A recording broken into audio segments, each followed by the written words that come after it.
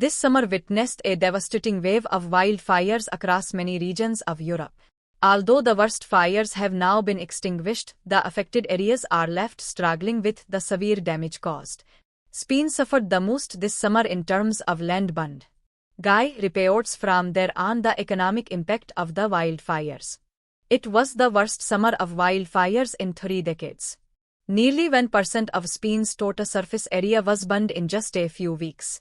In the rural province of Zamora, the devastation has been particularly severe. Those affected are now assessing their losses. Jose Antonio Bran, a local beekeeper, was relatively fortunate. The fire stopped just meters away from his 1,500 beehives. However, the surrounding fields were destroyed, leaving his bees without much of the essential flora they need to survive.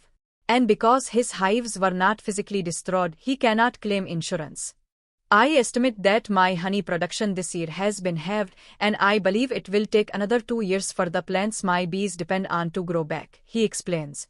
Tourism, which contributes 30% of Spain's national GDP, has also been badly affected by the wildfires. A popular lake, which usually attracts large numbers of visitors, had to be closed as the fires approached in. In early August, this area was operating at full capacity with tourists and owners. But by August 18th, numbers had dropped to just 10%, says a local resident. Even now, new fires continue to break out. Since we arrived at this lake, another blaze has started just behind us.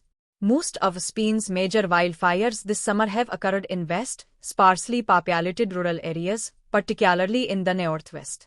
People living in these areas have long complained about being abandoned by both central and local authorities. Neglect, they say, that has brought severe economic consequences.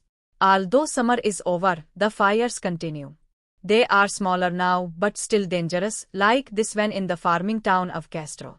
For farmers, survival is already difficult because of the rising cost of animal feed and fuel. Each day it becomes harder to make a living.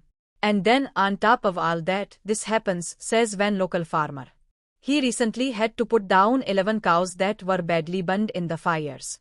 According to a farmers' association, the sector has lost at least €600 million this summer due to livestock deaths, as well as the destruction of land and property. This fire was eventually brought under control. But Spain is now left to count the enormous cost of a disastrous summer.